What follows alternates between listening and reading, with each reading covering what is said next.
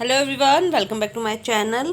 आज हम पढ़ेंगे फिजिकल डेवलपमेंट के बारे में। जितने भी हमारे डेवलपमेंट होते हैं थोड़ा थोड़ा हम उनके बारे में पढ़ेंगे, जो जो मेन पॉइंट्स हमारे एग्जाम में आते हैं। ठीक है, वैसे तो बहुत कुछ है इनमें, लेकिन जो मेन मेन है मैंने वो उसके नोट्स बना करके हम सिर्फ उतना ही पोर्शन पढ़ेंगे। तो इसमें देखो, फिजिकल डेवलपमेंट में आपका क्या है। फिजिकल डेवलपमेंट पता ही है आपको, हमारे पास जो हमारी फिजिकल ग्रोथ होती है, शारीरिक विकास होता है। ठीक है, शारीरिक वृद्धि होती है, हमारा शरीर का साइज बढ़ता है। ठीक है, स्ट्रक्चर बढ़ता है, हमारा प्रपोर्शन चेंज होता है, अनुपात चेंज होता है शरीर का। ठीक है, तो ये सब किस में आएगा? आपका फिजिकल डेवलपमेंट में आएगा।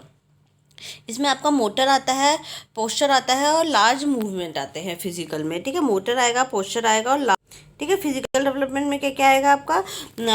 मोटर, मोटर मतलब जो आप बॉडी का मोशंस कर रहे हो, जैसे हाथ हिला रहे हो, लिख रहे हो, घूम रहे हो, वॉक कर रहे हो, तो ये सब क्या है, ये आपके मोटर में आएगा। पोस्चर हो गया जिस पोस्चर में आप बैठे हो, खड़े हो, जो आपने अपनी स्थिति बनाई हुई है बॉडी की। ठीक है, और लार्ज मूवमेंट, लार्ज मूवमेंट में क्या आएगा? दौड़ना, भागना, इसमें आपकी पूरी बॉडी के जो पार्ट्स हैं वो काम कर रहे हैं। ठीक है, अब इसमें दो तरह के फाइन और motor, fine and gross motor development होते हैं। ठीक है, फाइन में क्या आएगा आपका? दो बॉडी पार्ट्स जो है मूवमेंट करते हैं। ठीक है, एक दो बॉडी पार्ट्स आपके मूवमेंट कर रहे होते हैं एक साथ, कोऑर्डिनेशन के साथ। ठीक है, और जो कौन मूवमेंट कर रहा था? आपकी मसल्स। ठीक है, जो आपकी स्मॉल मसल्स हैं वो मूवमेंट कर रही थी। जैसे फिंगर्स हो गई, फिंगर्स क्या है आपकी?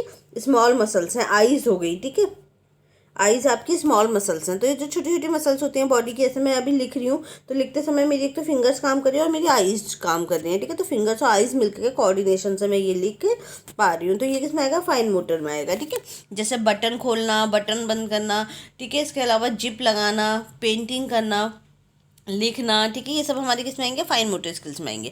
फिर दूसरा है ग्रॉस मोटर स्किल्स। ठीक है, ग्रॉस मोटर स्किल्स में क्या क्या आता है आपका? Full body movement with coordination. ठीक है, बिगर मसल्स। ठीक है, इसमें हम जनरली कौन से लेते हैं? बॉडी की जो सारी बड़ी मसल्स हैं, जैसे कि आप जब रनिंग करोगे तो आपकी पूरी बॉडी एक साथ रन करती है। ठीक है, तो वो क्या है? वो आपके सारी बॉडी, जब आपकी पूरी बॉडी जो है एक साथ काम कर रही हो। ठीक है, दौड़ना, क्रिकेट खेलना, वॉक करना, फुटबॉल खेलना। ठीक है, ये सब हमारे किस में आएगा? ये सब हमारा आएगा ग्रॉस मोटर डेवलपमेंट में। ठीक है, फिर है मोटर डेवलपमेंट। मोटर डेवलपमेंट में क्या है आपका? By directional interaction between maturation and experience. ठीक है, ये जो आपका मोटर डेवलपमेंट है ये क्या होता है? कि बाई डायरेक्शन इंटरेक्शन होता है, दो चीज़ों के बीच में इंटरेक्शन है। किस किस के बीच में? मैच्योरेशन और एक्सपीरियंस के बीच में। मैच्योरेशन क्या है? मैच्योरेशन वो है जो आपके बॉडी में मैच्योर हो रही है, यानी कि बायोलॉजिकल रेडीनेस आ रही है कि आपकी बॉडी जो है अब मूव करने के लिए तैयार है। अंदर से जीन्स कह रहे हैं कि आप वॉक कब कर सकते हो। ठीक है, साथ ही साथ एक्सपीरियंस भी, कि आपको वॉक करने में किसी की हेल्प भी मिल जाए। ठीक है, तो इससे क्या होगा? आपका मोटर डेवलपमेंट हो पाएगा। ठीक है, तो ये सब क्या है? आपका मोटर डेवलपमेंट है। इसमें आपका बायोलॉजिकली फिजिकल डेवलपमेंट में क्या क्या आएगा? Neural maturation. न्यूरल मैच्योरेशन का क्या है? आपका जो ब्रेन्स हैं, ब्रेन की जो सेल्स हैं वो आपकी मैच्योर हो रही है। ठीक है, ब्रेन आपका डेवलप हो रहा है। Maturing muscle stones and muscles strength. ठीक है, आपकी जो मसल्स हैं, ठीक है, जो आपकी मसल्स हैं, आपकी जो मांसपेशियां हैं वो आपकी अच्छे से मैच्योर हो रही है और मसल्स स्ट्रेंथ आपकी बढ़ रही है। ठीक है, इंप्रूविंग बैलेंस एंड कोऑर्डिनेशन। और क्या क्या इंप्रूव हो रहा है? आपका बैलेंस एंड कोऑर्डिनेशन जो है वो इंप्रूव हो रहा है। ठीक है, जैसे कि अब देखो, जब छोटा बेबी छोटा होता है वो जब चलता है तो वो गिर भी जाता है, क्योंकि उसका बैलेंस और कोऑर्डिनेशन इतना अच्छा नहीं है, लेकिन धीरे धीरे वो अपनी बॉडी पे इतना कंट्रोल कर लेता है कि उसका कोऑर्डिनेशन ठीक होता जाता है। ठीक है, डेवलपिंग इंफॉर्मेशन प्रोसेसिंग एबिलिटीज़। ठीक है, और ये क्या डेवलप करता है? इंफॉर्मेशन प्रोसेसिंग एबिलिटीज़ को विकसित करता है। ठीक है, आपकी इंफॉर्मेशन प्रोसेसिंग एबिलिटीज़ और भी बेहतर तरीके से विकसित हो। अब इसमें क्या है? Skeleton age. ठीक है, स्केलेटन एज में क्या है आपका? स्केलेटन एज मतलब कंकाल, जो आपकी बॉडी का जो स्केलेटन है, जो कंकाल है, वो कब आपका अपनी मैक्सिमम रीच तक पहुंच जाता है। कि आपका हाइट आप किस पे डिपेंड करेगी? आपके कंकाल पे डिपेंड करेगी। जितना ज़्यादा आपका कंकाल बढ़ेगा उतनी ज़्यादा आपकी हाइट होगी। ठीक है, तो girl reach there full body and puberty size before boys. ठीक है, जो जो गर्ल्स हैं वो लड़कों से पहले अपने मैक्सिमम, जैसे अगर हम देखें तो लड़कों और लड़कियों में क्या, कौन पहले ग्रोथ करेगा? लड़कियां पहले ग्रोथ करने लगती हैं। ठीक है, जैसे हमने कल देखा भी था कि प्यूबर्टी जो है वो 10 ईयर से लड़कियों में शुरू हो जाती है, लड़कों में 11 ईयर से शुरू होती है। ठीक है, और वो लड़कों से पहले प्यूबर्टी उनकी कंप्लीट भी हो जाती है, लड़कों की उसके बाद कंप्लीट होती है। ठीक है, तो स्केलेटन एज में girls reach there full body and puberty size before boys. ठीक है, फिजिकल वेट एट बर्थ। ठीक है, बर्थ के समय में आपका फिजिकल वेट क्या क्या होता है बेबी का? ये आता है क्वेश्चन। 2.5 किलोग्राम 3.8 kg, ठीक है। मतलब कितना वेट होगा जब बेबी जन्म लेगा, तो लगभग बेबी जब जन्म लेता है, कोई भी बेबी जब जन्म लेता है तो लगभग उसका 2.5 किलोग्राम से 3.8 किलोग्राम तक का वेट उसका हो सकता है। तो ये फिजिकल वेट है। 5 मंथ में ये डबल हो जाता है, ठीक है। तो लगभग 7 kg के आसपास हो जाएगा 5 मंथ में डबल। और 1 ईयर में ये ट्रिपल हो जाता है, ठीक है। तो 10 kg के आसपास होगा ये। और 2 ईयर में ये आपका क्या होगा, क्वाड्रिपल हो जाता है, यानी कि 13 किलोग्राम के आसपास आपका हो जाता है 2 साल तक के बच्चे का वेट, ठीक है। तो ये आता है एग्जाम में कि पहले साल में कितना है आपका डबल होगा, 5 मंथ में आपका डबल होगा और 1 साल में ट्रिपल हो जाता है वेट। जैसे कि अगर आप देख लो 2.5 kg में अगर बेबी जन्म लिया है तो लगभग उसका 7 kg, जो उसका तिगुना है वो 7 kg तक उसका वेट हो जाएगा, ठीक है। फिर है हाइट में हमारा क्या है, हाइट है आपकी 7 to 20 इंच, ठीक है। हाइट कितनी होती है बेबी की जब वो जन्म लेता है, तो लगभग 17 to 20 इंच की हाइट हो जाती है। लंबाई उसकी कितनी हो जाती है, 17 से 20 इंच की हो जाती है, ठीक है। 1 ईयर तक ये 50% बढ़ जाती है, ठीक है। और 2 ईयर में ये 75% तक ये बढ़ जाती है हाइट बेबी की, ठीक है। और सबसे ज़्यादा जो हाइट और वेट बच्चे का किस मंथ में आपको लगेगा, 7 मंथ के बेबी का वेट जो है सबसे ज़्यादा होता है। इसलिए देखोगे आप, जो 7 मंथ के आसपास जो बेबी होते हैं वो बहुत चबी चबी लगते हैं, ठीक है। क्योंकि उसके बाद तो बच्चा थोड़ा एक्सरसाइज, चलना दौड़ना भागना शुरू करता है, तो वेट अपने आप ही कम होने लगता है, ठीक है, उसका एक्टिविटीज़ के चलते। तो जो चबी बेबी होता है 7 मंथ 8 मंथ में, आप देखोगे बच्चा मैक्सिमम गोलू मोलू सा दिखाई देता है, ठीक है। तो ये क्या है, ये फिजिकल डेवलपमेंट है आपका, ठीक है। तो इसमें क्वेश्चन में आ जाता है, एक तो ये आपको ध्यान रखना है कि 5 मंथ में डबल है, 1 ईयर में आपका ट्रिपल है और 2 ईयर में क्वाड्रिपल है, ठीक है। और हाइट जो है आपकी 1 साल तक 50% बढ़ जाती है उसकी, यानी कि देख लो आप 17 to 20 इंच अगर बढ़ रहा है तो 1 साल में उसकी कितनी हो जाएगी, लगभग 30 इंच और हो जाएगी, 30 इंच का हो जाएगा वो, ठीक है। 2 साल तक 75 इंच बढ़ जाती है और पीक एट 7 मंथ, ठीक है। 7 मंथ में ये अपनी पीक पे पहुँच जाता है।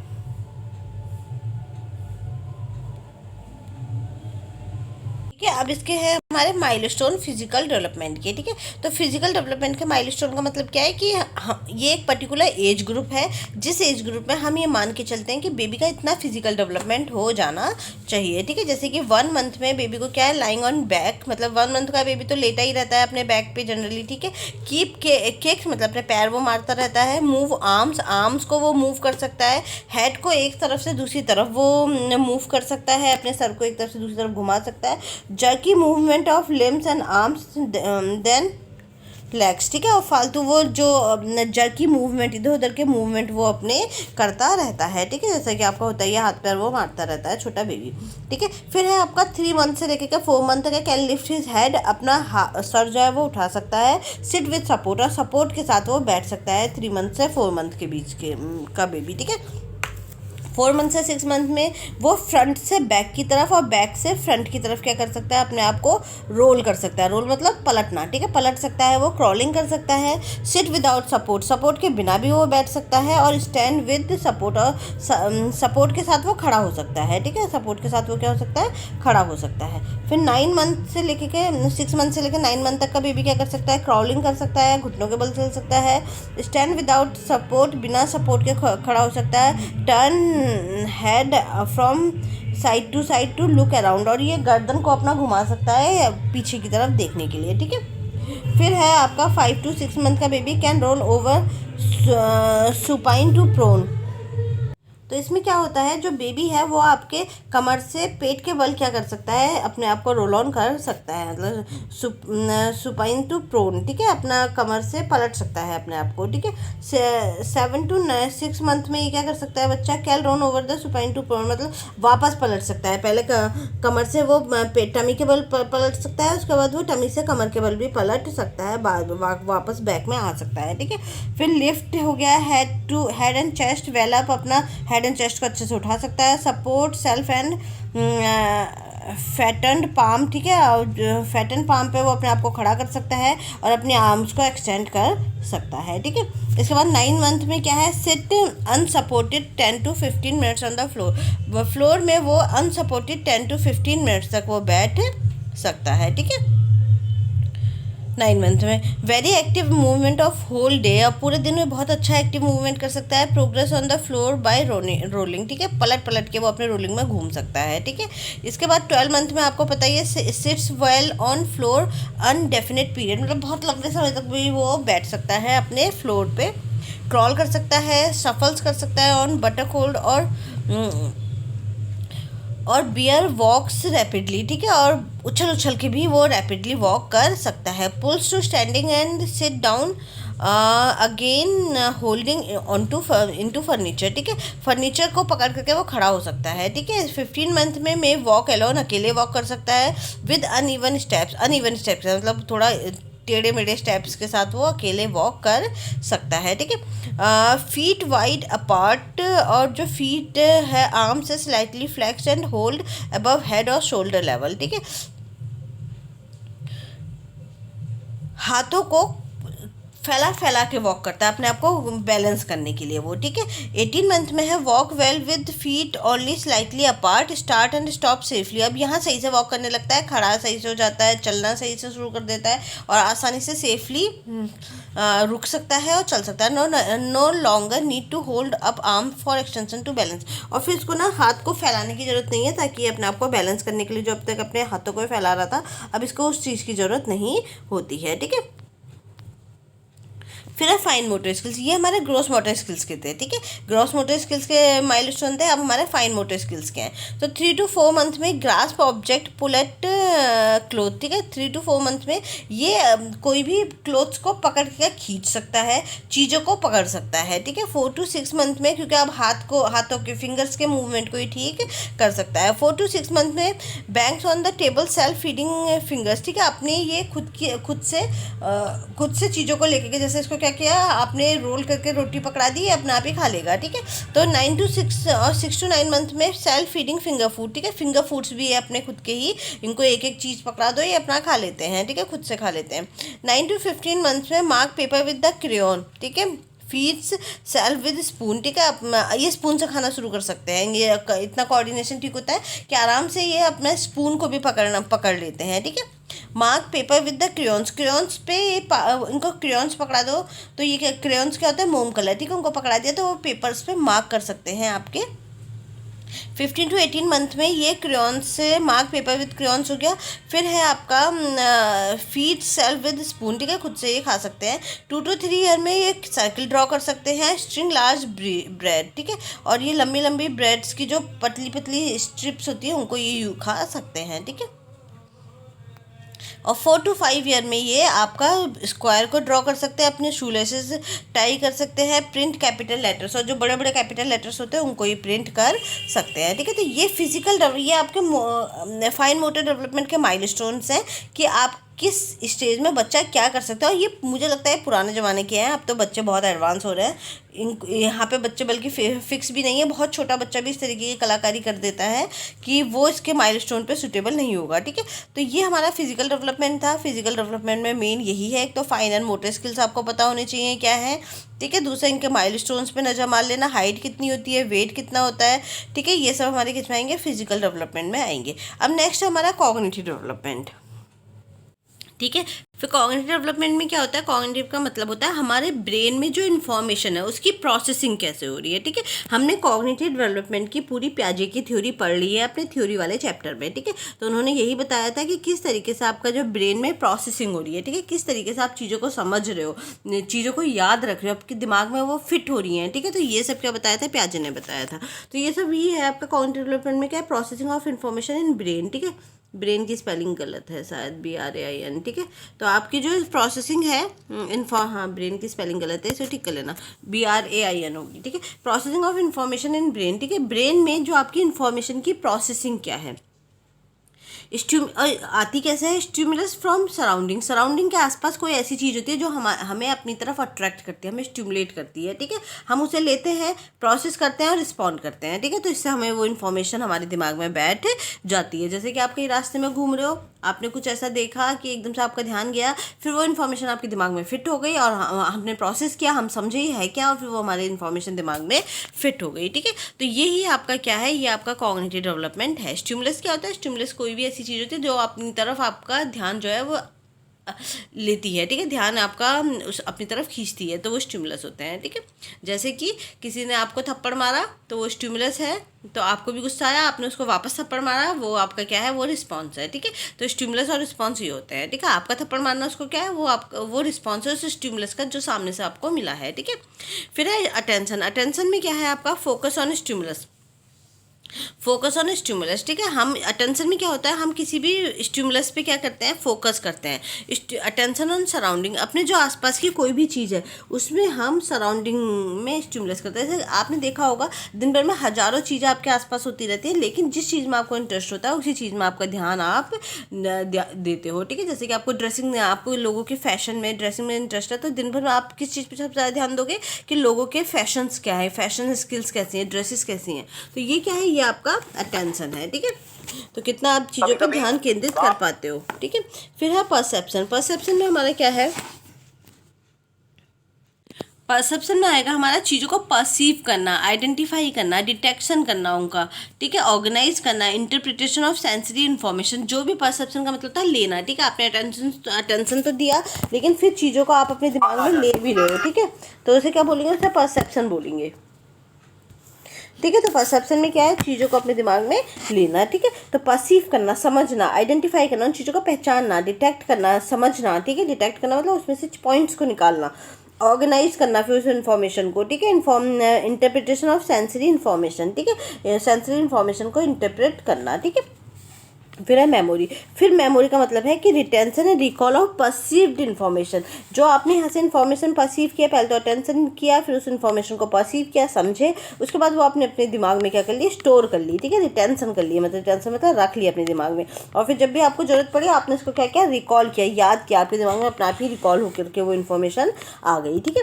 तो ये हो गया मेमोरी। फिर है reasoning. Reasoning, using knowledge to make association between family and new information, make inferences and draw conclusion, ठीक है। रीजनिंग का क्या मतलब होता है, जो इन्फॉर्मेशन आपके पास है और कोई जो नई इन्फॉर्मेशन आ गई, आपने दोनों के बीच में तालमेल बैठाया, ठीक है। तालमेल बैठाने के बाद आपने उसमें से रीजनिंग निकाली, ठीक है। वो क्या हो गया, आपका रीजनिंग हो गया, ठीक है। तो ये हो गए आपके चारों चीज़ें। इसके बाद है रिफ्लेक्शन। रिफ्लेक्शन का है evolution of the quality of idea and solution of problem. फिर जो भी आपको आइडियाज़ आए, जितना कभी कभार आप देखो कि आपको वो आइडिया नहीं आता लेकिन सामने वाले को आ जाते हैं, तो वो क्या है, आप मतलब कि आपकी जो कॉग्निशन वो शायद इतना नहीं सोच पा रहा है जितना सामने वाला सोच ले रहा है, ठीक है। रिफ्लेक्शन में क्या है, evolution of quality of idea and solution of problem, ठीक है, प्रॉब्लम का सॉल्यूशन निकालने के लिए, ठीक है। इनसाइट है हमारा recognisation, new relationship between two segment of the information, ठीक है। नई इन्फॉर्मेशन को रिकग्नाइज करना दो इन्फॉर्मेशन के दो सेगमेंट के बीच में, ठीक है। तो ये क्या है, ये आपका इंसाइट है। तो recognisation, new relationship between two segment of information, मतलब आपका कोई इन्फॉर्मेशन आपके पास है तो उस इन्फॉर्मेशन के जो अलग अलग 2-3 पार्ट्स हैं उनके बीच में रिलेशनशिप निकालना, ठीक है। ये किस में आएगा, आपका इंसाइट में आएगा, ठीक है। तो हमारे पास क्या क्या है, हमारे पास आया attention, perception, memory, reasoning, reflection और इंसाइट, ठीक है। ये सब चीज़ें हमारी क्या है, ये हमारी कॉग्निशन से रिलेटेड हैं, ठीक है। फिर है लर्निंग इज फैसिलिटेटेड बाय, ठीक है। लर्निंग हमारी किन दो चीज़ों से हम सीखते हैं, तो हमारा एक तो इंटरनल इन्वायरमेंट और एक्सटर्नल इन्वायरमेंट। इंटरनल इन्वायरमेंट में क्या आएगा, जो हमारी बॉडी के अंदर चीज़ें काम कर रही हैं, ठीक है। जैसे सेंसरी ऑर्गन्स हो गए, सेंसरी इंटीग्रेशन हो गया, स्मूथ फंक्शनिंग हो गया to other bodily system, mental health हो गया और बायोलॉजिकल रेडीनेस हो गया। ये सब क्या है, हमारे इंटरनल इन्वायरमेंट है, ठीक है। एक्सटर्नल इन्वायरमेंट में क्या है, एक्सटर्नल इन्वायरमेंट में पीपल अराउंड अस, जो हमारे आसपास के लोग हैं, जहाँ हम ब्रीथ करते हैं, एयर वी ब्रीथ, जो एयर है जिसमें हम सांस लेते हैं, फूड, वाटर, फ्लोरा, फ्यूना, सब जो आसपास के जो फल पत्ती सब है, ये सब हमारे किस में आएगा, एक्सटर्नल इन्वायरमेंट में आएगा। हर चीज़ से हम आसपास जो भी चीज़ें हैं उनसे हम कुछ ना कुछ सीखते हैं। Social and emotional experience, opportunity, access, ठीक है। आपका किस तरीके का सोशल और इमोशनल एक्सपीरियंस, आप किस सोसाइटी में रह रहे हो, किस तरीके से आप उनसे चीज़ों को सीख रहे हो, कैसे आप इमोशनली कनेक्ट हो रहे हो, ये सब आपका किस में आएगा, एक्सटर्नल इन्वायरमेंट में आएगा, ठीक है, ठीक है। फिर इसके बाद इसी में हमारा कॉग्निशन में क्या आएगा, इंटेलिजेंस आएगा, कि कितना आपका इंटेलिजेंस लेवल है, ठीक है। इंटेलिजेंस लेवल क्या होता है, आपको डीएनए में ही हमारे कुछ ऐसे ये इंटेलिजेंस लेवल एक तो हमारे जीन्स के थ्रू आता है, हमारा आईक्यू जो है वो हमारे जीन्स के थ्रू आता है जनरली, ठीक है। तो ये आईक्यू जो है, आपके पेरेंट्स का अगर ब्रेन शार्प है तो हो सकता है आपका ब्रेन भी शार्प हो, ठीक है। तो इसमें इंटेलिजेंस क्या है, हमारा ability to solve problem. Intelligence हम किसको बोलेंगे, आप कितनी जल्दी अपनी किसी भी प्रॉब्लम का समाधान कर पा रहे हो। जैसे 2+2=4 एकदम से आपके दिमाग में आ रहा है, ठीक है, किसी किसी को टाइम लगेगा इसको करने में, ठीक है।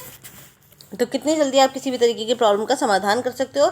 Ability to learn daily experiences and adopted, ठीक है। अगर आपके जो भी दिन भर एक्सपीरियंसेस हो रहे हैं, जो भी आपके साथ हो रहा है, उनसे चीज़ों को सीखना, कितना आप सीख पा रहे हो। कुछ लोग हैं जो आसपास से बहुत चीज़ें सीख लेते हैं क्योंकि उनका आईक्यू हाई होता है, और कुछ लोग जो है उसको अडॉप्ट कर लेते हैं, ठीक है।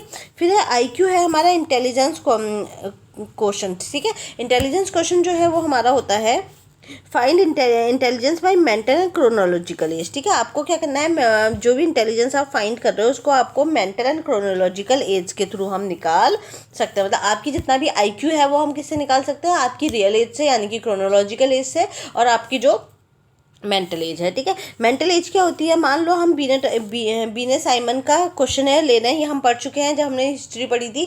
तो फर्स्ट इंटेलिजेंस टेस्ट किसका था, बीने साइमन का था, ठीक है। तो हम अगर उनका क्वेश्चन ले रहे हैं तो वो पूरा जब क्वेश्चन हम सॉल्व करेंगे तो उसमें से हमारी क्या निकल के आ जाएगी, मेंटल एज निकल के आ जाएगी, ठीक है। तो वो तो मेंटल एज हो गई जो हम क्वेश्चन में से निकाल रहे हैं, जो भी हम टूल यूज़ कर रहे हैं, और साथ ही उसके अपॉन करेंगे क्रोनोलॉजिकल एज इंटू 100। तो ये आईक्यू का फॉर्मूला है, ठीक है। मेंटल एज क्या है, आपका इंटेलिजेंस लेवल है, ठीक है। जो आप क्वेश्चन सॉल्व कर रहे हो तो उसमें से मान लो आपने कोई क्वेश्चन सॉल्व किया, उसमें से 100 में से आपके 70 मार्क्स आए, तो 70 क्या हो जाएंगे, आपकी क्रोनोलॉजिकल मेंटल एज हो जाएगी, ठीक है।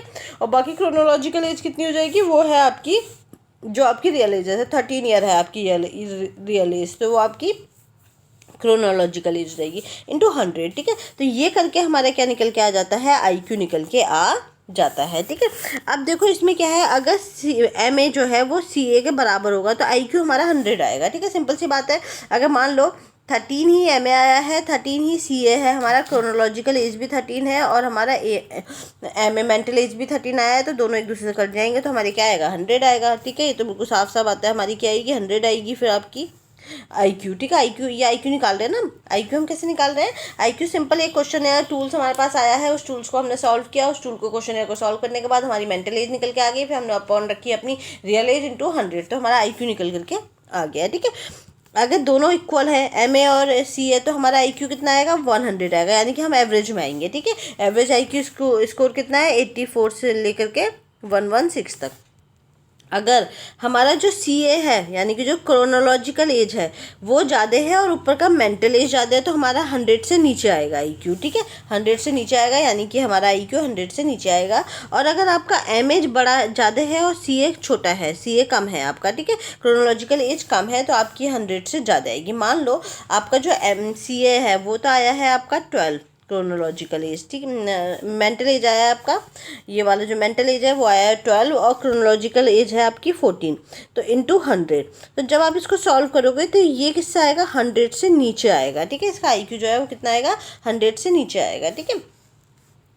1200 अपॉन 14, तो आप इसे कैलकुलेट करो, तो आपका 100 से नीचे आएगा आपका जो आईक्यू है, ठीक है। 90 के आसपास कुछ आएगा ये, ठीक है, समझ में आया। तो अगर क्रोनोलॉजिकल और मेंटल एज जो है वो आपकी इक्वल है तो आपका आईक्यू 100 के आसपास आएगा, ठीक है। अगर आपका क्रोनोलॉजिकल जो है ज़्यादा है और मेंटल एज ये वाला ज़्यादा है, और क्रोनोलॉजिकल ज़्यादा है और मेंटल एज कम है, ठीक है, तो आपका क्या आएगा, 100 से ज़्यादा आएगा आईक्यू, ठीक है।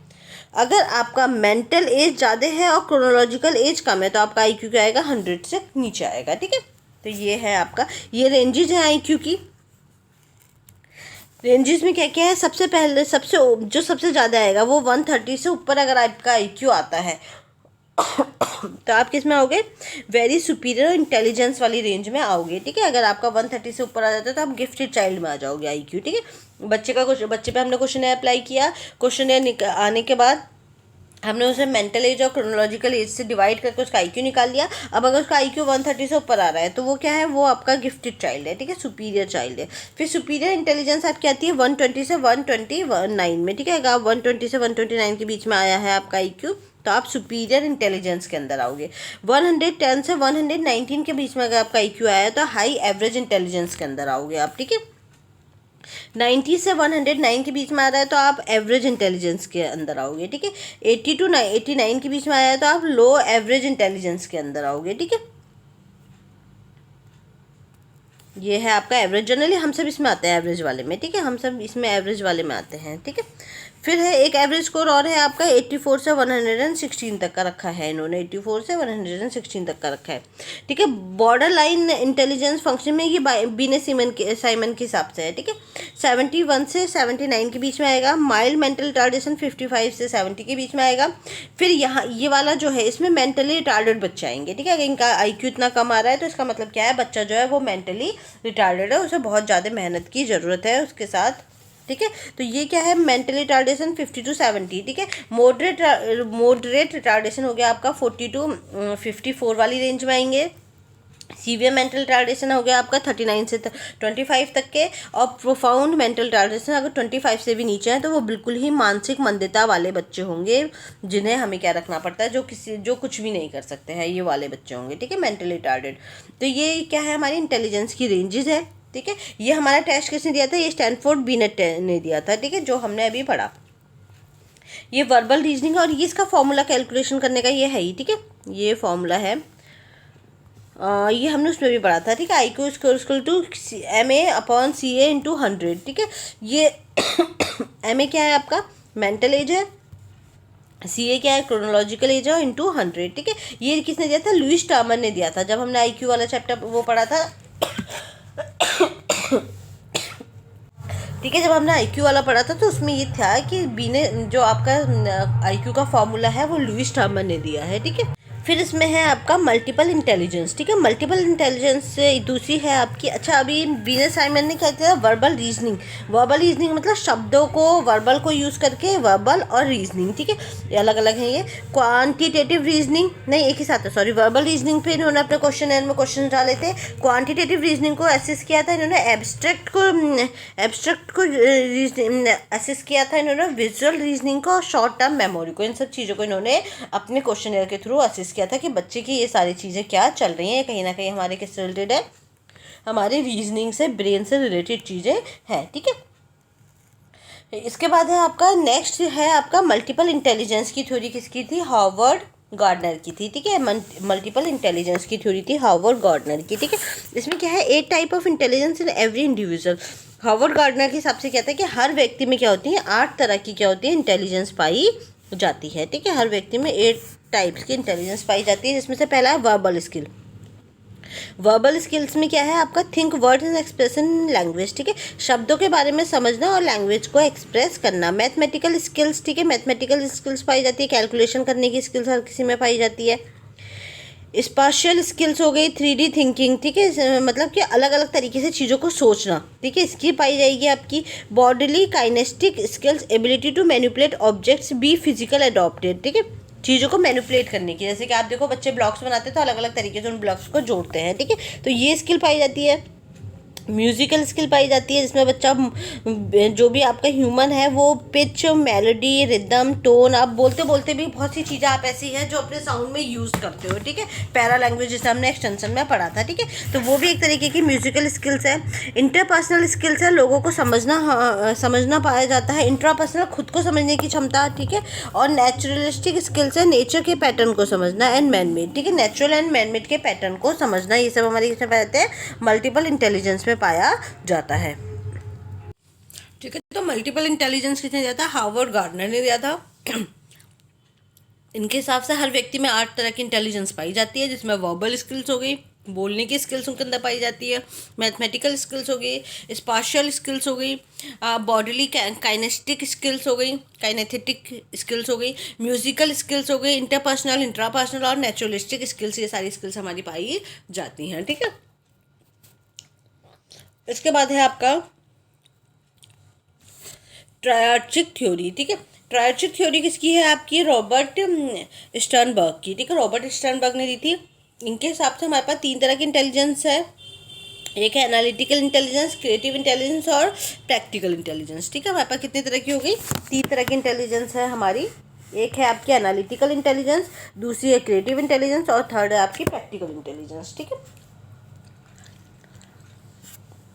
एनालिटिकल इंटेलिजेंस में आपका क्या है, एनालिटिकल इंटेलिजेंस में क्या है, ability to acquire and store, retain, retrieve, transfer of information, plan बनाना, डिसीजन बनाना, प्रॉब्लम को सॉल्व करना, ट्रांसलेट थॉट्स टू परफॉर्मेंस। ठीक है, एनालिटिक में क्या है, जो भी आपने इंफॉर्मेशन ली है, जो भी जानकारी आपने ली है, ability to acquire, store, retain, अपनी इंफॉर्मेशन को अपने दिमाग में इकट्ठा करना, रिट्राइव करना, ट्रांसफ़र करना इंफॉर्मेशन को उसमें, और जो कोई भी आप डिसीजन बना सकते हो, प्रॉब्लम का समाधान निकाल सकते हो इस इंफॉर्मेशन के बेस पे। ठीक है, और जो भी इंफॉर्मेशन है उसको परफॉर्मेंस के थ्रू क्या करना है, आपने ट्रांसलेट करना है। ठीक है, फिर है क्रिएटिव इंटेलिजेंस। क्रिएटिव इंटेलिजेंस में क्या है, quick solve of new problem. ठीक है, quickly solve of new problem, new problem को आपने कितनी जल्दी आप सॉल्व कर लेते हो, ये क्या है, क्रिएटिव इंटेलिजेंस है कि क्रिएटिवली आप कितनी प्रॉब्लम्स को सॉल्व कर लेते हो।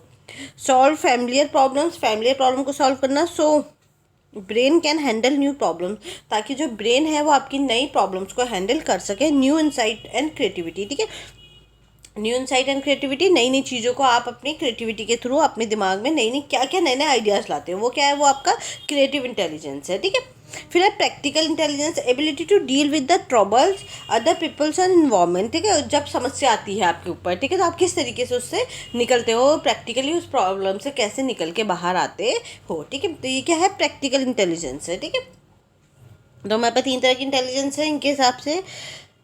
ट्राइचिक थ्योरी आपकी जो रॉबर्ट स्टैनबर्ग ने दी थी, इसके अकॉर्डिंग हमारी क्या है, इनके अकॉर्डिंग हमारी एनालिटिकल इंटेलिजेंस होती है, क्रिएटिव इंटेलिजेंस होती है और प्रैक्टिकल इंटेलिजेंस होती है। ठीक है, 3 तरह की इंटेलिजेंस हमारी इसके अकॉर्डिंग पाई जाती है। फिर है इंटेलिजेंस ऑफ एडल्ट। एडल्ट्स में क्या कितने किस तरीके से इंटेलिजेंस जो है वो काम करता है। ठीक है, इंटेलेक्चुअल डेवलपमेंट आपका इंटेलिजेंस ही है, आईक्यू ही को हम इंटेलेक्चुअल डेवलपमेंट बोलते हैं। तो ये क्या है, आपका जॉन हॉर्न ने दी थी इंटेलेक्चुअल डेवलपमेंट। इसके अंदर इन्होंने बोला कि जो एडल्ट हैं उसके अंदर हमारी 2 तरह की इंटेलिजेंस पाई जाती है, एक है क्रिस्टलाइज इंटेलिजेंस और एक है फ्लूइड इंटेलिजेंस। ठीक है, क्रिस्टलाइज इंटेलिजेंस क्या है, accumulate information of verbal skills with age. ठीक है, इंक्रीज। ठीक है, इसमें क्या है, जैसे इन क्रिस्टलाइज इन्फॉर्मेशन में क्या होता है, जैसे जैसे एज बढ़ता है वैसे वैसे आपकी जो इन्फॉर्मेशन है वो आपके दिमाग में नई नई इन्फॉर्मेशन जो है वो स्टोर होती रहती है। तो एज के साथ साथ क्या होगा, एक्सपीरियंसेस लिए हैं आपने पूरी लाइफ में, ठीक है, वो सब आपका जो एक्सपीरियंस के बेस पे जो इन्फॉर्मेशन होती है वो हमारी क्रिस्टलाइज इन्फॉर्मेशन कहलाएगी। ठीक है, दूसरा है फ्लूइड इंटेलिजेंस। फ्लूइड इंटेलिजेंस होती है abstractly thinking ability decrease with age. ये एज के साथ घटती है, जैसे कि अगर आप देखोगे ब्रेन की प्रोसेसिंग, जैसे जैसे एज बढ़ेगी वैसे वैसे आपकी जो ब्रेन की प्रोसेसिंग है वो अपने आप ही कम होने लगती है। आप इतना तेज़ दिमाग नहीं रहेगा एज के साथ साथ, जितना एक 17-18 साल के बच्चे का है वो कितने तरीके से अपने दिमाग को एक बार चीज़ें याद करेगा तो उसे हमेशा याद रहेंगी वो। ठीक है, एक ही बार पढ़ने में वो उसको चीज़ याद हो जाएगी। ठीक है, पॉइंट उसको एक ही बार पढ़ करके उसे वो चैप्टर याद हो जाएगा। लेकिन हमारी एज में आपको क्या करोगे, आपको चैप्टर याद करने के लिए टाइम चाहिए। ठीक है, आपको बहुत ज़्यादा पढ़ना पड़ेगा तब, क्योंकि आपका जो फ्लूइड इंटेलिजेंस है वो डिले थोड़ा कम होता जा रहा है। ठीक है, लेकिन एक्सपीरियंस हमारा ज़्यादा होगा। ठीक है, जो आपका क्रिस्टलाइज इंटेलिजेंस और एक्सपीरियंस इंटेलिजेंस है वो हमारा ज़्यादा होगा। ठीक है, तो ये क्या है, एडल्ट में इंटेलिजेंस जो क्रिस्टलाइज वाली होती है, तो आपका इन्फॉर्मेशन आपने कितनी इकट्ठी की है, वर्बल स्किल्स और एज जो है वो आपकी इंक्रीज होते होते आपकी ये भी इंक्रीज होता है, क्रिस्टलाइज्ड भी। लेकिन फ्लूइड इंटेलिजेंस क्या है, आपका एज के साथ साथ क्या होता है, ये आपका डिक्रीज होता है, घटता है। ठीक है, फिर इसके बाद है आपका cognitive pragmatics compare to crystallize intelligence reflective impact of cultural. ठीक है, और ये भी है कि आपका जो क्रिस्टलाइज इंटेलिजेंस है ये इसको किससे इफेक्ट पड़ेगा, ये इम्पैक्ट ऑफ कल्चर को भी दिखाता है आपका। ठीक है, कितना अच्छा आपका एडल्ट इंटेलिजेंस है, क्रिस्टलाइज इंटेलिजेंस है, ये किसको दिखाएगा, ये आपके कल्चर को दिखाएगा। जिस कल्चर पे आप हो उतने ही ज़्यादा आपका अच्छा क्रिस्टलाइज इंटेलिजेंस ही होगा। ठीक है, ठीक है, समझ में आ गया। इसको बोलते हैं कॉग्निटिव प्रैग्मेटिक्स। ठीक है, जहाँ आप पले बड़े हो उतना ज़्यादा आपका इंटेलिजेंस अच्छा होगा, उतना ही ज़्यादा आपका कल्चर पे बेस करेगा आपका क्रिस्टलाइज इंटेलिजेंस वाला। ठीक है, फिर है factor influence of intelligence. Intelligence को कौन कौन सा फैक्टर जो है वो इन्फ्लुएंस करता है, एक तो जीन्स करते हैं आपका, जेनेटिक हो गया, इन्वायरमेंट करता है आपका, और जेंडर करता है। ठीक है, जेंडर पता नहीं, मुझे तो नहीं लगता है कि ऐसा होता है कि जेंडर में, लेकिन हाँ क्योंकि बचपन से मेल और फीमेल चाइल्ड में किसी ना किसी तरीके से कुछ ना कुछ बायसनेस परिवारों में रहती ही है, जिसके चलते क्या होता है आपका इंटेलिजेंस इफेक्ट हो जाता है। पर ये इन्वायरमेंट में ही मानूंगी मैं तो। ठीक है, तो आपके पास 3 चीज़ें हैं जो मेन आपके इंटेलिजेंस को इन्फ्लुएंस करती है, जेनेटिक हो गया, इन्वायरमेंट हो गया और जेंडर हो गया। ठीक है, तो ये हमारी क्या हो गई, इंटेलिजेंस इन एडल्ट है। क्रिस्टलाइज और फ्लूइड इंटेलिजेंस। कॉग्निटिव प्रैग्मेटिक्स में क्या आएगा, जो कल्चर पे डिपेंड करता है क्रिस्टलाइज इंटेलिजेंस आपका, ठीक है। फिर है आपका इंटेलेक्चुअल डिसेबिलिटी डायग्नोसिस, ठीक है। अगर आपका किसी का आईक्यू कम है, दिमाग उसका ठीक से काम नहीं कर रहा है, जैसे आपने देखा होगा आपके क्लास में कुछ बच्चे ऐसे हैं जिनके मार्क्स नहीं आते, ठीक है, बहुत रोज हो के पास होते हैं, फेल होते रहते हैं, कितना भी जबकि आपके साथ ही वो क्लास में बैठे हैं, लेकिन वो कितना भी टीचर उन्हें पढ़ा ले पर वो नहीं कर पाते, तो वो क्या है, वो इंटेलेक्चुअल डिसेबिलिटी है, ठीक है। ब्रेन ही उनका, जो आपकी लर्निंग है वो इतनी अच्छी नहीं है, ब्रेन उनका अच्छे से काम नहीं कर रहा है, ठीक है, उनका आईक्यू इतना अच्छा नहीं है। तो intelligence measure by IQ, intelligence को हम किसके थ्रू मेजर करते हैं, आईक्यू के थ्रू मेजर करते हैं, जो भी हमने देखा था, ठीक है। फिर हम major learning and problem solving, हम क्या करेंगे, लर्निंग को मेजर करना, कितना आप चीज़ें सीख रहे हो, किस तरीके से आप अपनी प्रॉब्लम को सॉल्व कर रहे हो, तो ये हमारे किस में आएगा, हमारा आईक्यू में ये सब चीज़ें हम देखते हैं। एवरेज आईक्यू स्कोर हमारा 100 हमने बोला था, ठीक है, और मैक्सिमम पीपल्स का जो आईक्यू स्कोर होता है वो इसके बीच में आता है, 85 से लेकर के 115 के बीच में हमारा मैक्सिमम जो आईक्यू स्कोर हम सबका पाया जाएगा, जो ठीक ठीक अपनी लाइफ में ठीक ठीक काम कर रहे हैं, तो उनका आईक्यू स्कोर 85 से लेकर 115 तक होता है। आईक्यू अगर आपका 100 से नीचे आ रहा है, ठीक है, आईक्यू 100 से नीचे किस केस में आएगा, जब आपका क्रोनोलॉजिकल एज तो ज़्यादा है, ठीक है, ये ज़्यादा है, और मेंटल एज जो है वो कम आ रही है, ठीक है, तो इसमें क्या आएगा, आपका आईक्यू जो है 100 से नीचे आएगा, जो भी हमने देखा था, ठीक है, तो इसमें आईक्यू आपका किससे आएगा, 100 से नीचे आएगा, तो वहाँ हमारी क्या है, इंटेलेक्चुअली डिसेबिलिटी हमें देखने को मिलेगी, बच्चे में कहीं ना कहीं कोई प्रॉब्लम देखने को मिलेगी, याद करने में, रिमेंबर करने में, चीज़ों को समझने में, क्लास में जो पढ़ाया जा रहा है वो याद नहीं रख पाएगा, उसको समझ नहीं पाएगा, तो ये वाली प्रॉब्लम्स हमें देखने को मिलेगी। अब इसमें हमारे पास 4 रेंज है आईक्यू में, ठीक है, जो मेंटली रिटार्डेड बच्चों में हम देखते हैं, जिनको दिमागी रूप से मंदता होती है, दिमाग उनका अच्छे से काम नहीं कर रहा होता, तो उसमें 4 रेंजेस है। पहला है mild, moderate, severe and profound, ठीक है, हमारे पास 4 रेंज है, जिसमें से सबसे पहला माइल्ड है। तो माइल्ड में आपका कितना आता है, माइल्ड में आता है आपका 50 to 69 की रेंज का, ठीक है, 50 to 69 की रेंज का हमारे किस में आएंगे, माइल्ड में आएंगे, ठीक है, माइल्ड वाले में। फिर 69 के, ठीक है, ये 45 टू,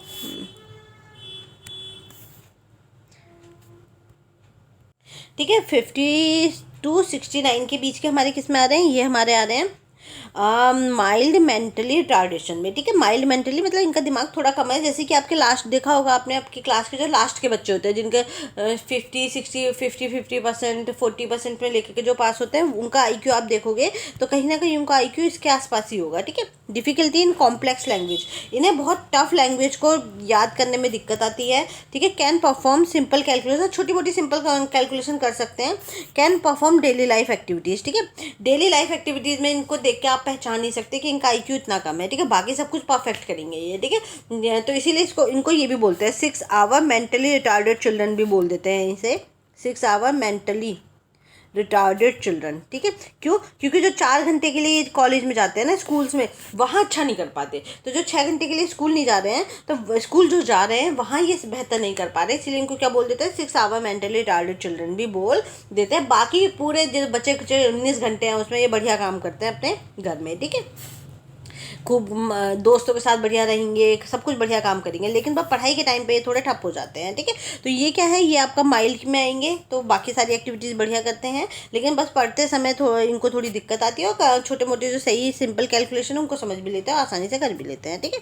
इसके बाद मॉडरेट है, मॉडरेट की रेंज है आपकी 55 60, ये है आपकी 50 से लेकर के 69 की ये है, तो ये 49 से होगी, ठीक है, 49 से लेकर के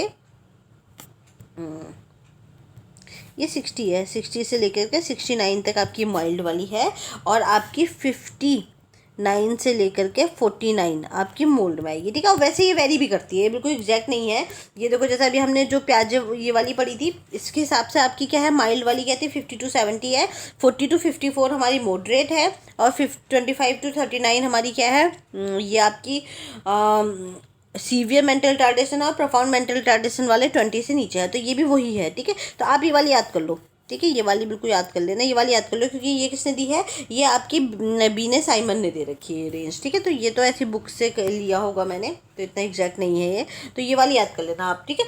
तो इसमें क्या है, लर्निंग इसमें क्या होगा, अगर आपका आईक्यू जो है अगर आपका IQ माइल्ड के अंदर आप आ रहे हो 50 to 70, तो बाकी आप थोड़ा बहुत सिंपल कैलकुलेशन तो कर सकते हो, ठीक है, सिंपल कैलकुलेशन आप कर सकते हो। लेकिन आप जो टफ कैलकुलेशन है उसमें आपको दिक्कत आएगी और डेली लाइफ आपकी ठीक चलेगी, ठीक है। तो माइल्ड वाला तो आपको समझ में आ गया। अब हम देखेंगे मॉडरेट वाला, ठीक है। मॉडरेट में क्या है, मॉडरेट की जो रेंज है वो आपकी 40 to 54 होगी, ठीक है। 40 to 54 ये आपकी मॉडरेट की रेंज है, ठीक है। इस वाले की 40 to 54 कर देना यहाँ पे, ठीक है। इसमें क्या है आपका, इसमें लर्निंग डिफिकल्टी थोड़ी सीरियस हो जाती है बहुत अच्छे से, जैसे यहाँ तो कर ले रहा था बच्चा ऊपर वाले में, तो लेकिन इसमें इतने अच्छे से नहीं कर पाता है, ठीक है। इसमें तो वो कर ले रहा था कि कॉम्प्लेक्स चीज़ें ही नहीं समझ पा रहा था, बाकी चीज़ें वो समझ ले रहा था, लेकिन इसमें इसे सिंपल चीज़ें समझने में भी दिक्कत आती है। कम्युनिकेशन स्किल पुअर होती है इसकी, स्लो पर्सनल डेवलपमेंट होता है, बहुत अच्छा इनका डेवलपमेंट नहीं होता। और इन्हें जो डेली लाइफ की जो चीज़ें हैं उसको करने में भी हेल्प चाहिए होती है, जैसे वॉशरूम जाना, कपड़े पहनना, ठीक है, नहाना।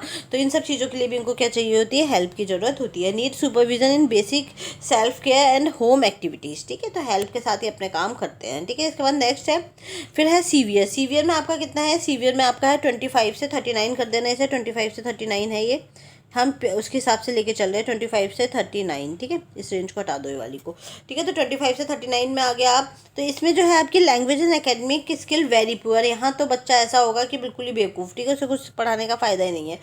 Very poor self care, ordinarily sleep, ठीक है। इसमें क्या है, बिल्कुल ही बेकार सेल्फ केयर होगी, बच्चा इसमें कुछ भी नहीं कर पाएगा, बिल्कुल ही ठप बच्चा होगा।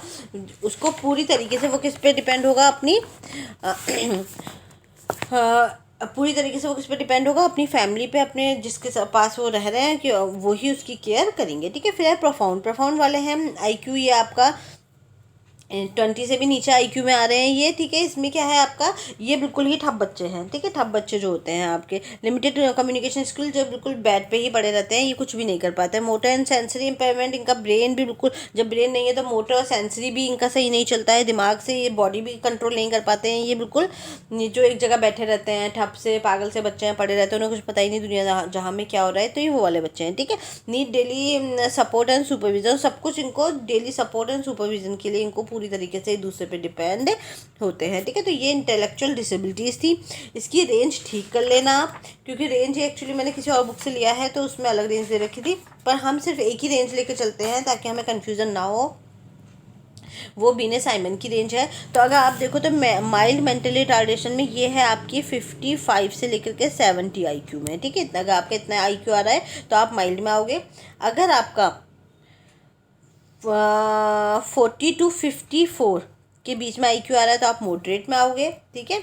इसके बाद नेक्स्ट आपका IQ आ रहा है सीवियर में, ठीक है। सीवियर में आप 25 से 39 के बीच में आ रहे हो, 25 से 39, ठीक है, ये बीने साइमन के अकॉर्डिंग। और इसमें आपका 25 से भी नीचे अगर IQ आ रहा है तो आप प्रोफाउंड में आओगे, ठीक है। तो ये जो आज हमने पढ़ा ये पूरा कॉग्निशन था, ठीक है। कॉग्निशन आई होप आपको समझ में आ गया होगा। इसमें आज जो हमने मेन टॉपिक पढ़े, एक तो हमने फिजिकल डेवलपमेंट पूरा पढ़ा, इसमें मुझे लगता है आपको क्लियर हो गया होगा फिजिकल डेवलपमेंट। बाकी इसमें है तो बहुत कुछ, लेकिन हम सिर्फ एग्जाम के पॉइंट ऑफ व्यू से भी पढ़ रहे हैं। अभी हम डिटेल में पढ़ेंगे, ये सिलेबस एक बार आपका अगस्त वाले के लिए पूरा हो जाए तो हम ये सभी टॉपिक, ये सभी चैप्टर हम बहुत डिटेल में पढ़ने वाले हैं, ताकि आपका हर तरीके के एग्जाम में कोई भी प्रॉब्लम ना आए। लेकिन मेन मैंने इसमें कवर करा दिया है, ठीक है। IQ का फॉर्मूला आता है, लुईस टर्मर ने दिया है फॉर्मूला। IQ का स्केल किसने बनाया था, फर्स्ट इंटेलिजेंस टेस्ट तो बीने साइमन ने बनाया है, स्टैनफोर्ड बीनेट टेस्ट है, बीने साइमन भी बोलते हैं इसे, पहले बीने साइमन बोल रहे थे, फिर स्टैनफोर्ड बीनेट टेस्ट हो गया है ये, ठीक है। इन्होंने बनाया था, लेकिन जो ये फॉर्मूला किसका यूज़ करते हैं, फॉर्मूला ये यूज़ करते हैं लुईस टर्मर का, ठीक है, IQ का। ये सारे हमारे IQ की टेस्ट थे। अब हम नेक्स्ट लेक्चर में लैंग्वेज डेवलपमेंट पे बात करेंगे। Thank you everyone, have a nice day.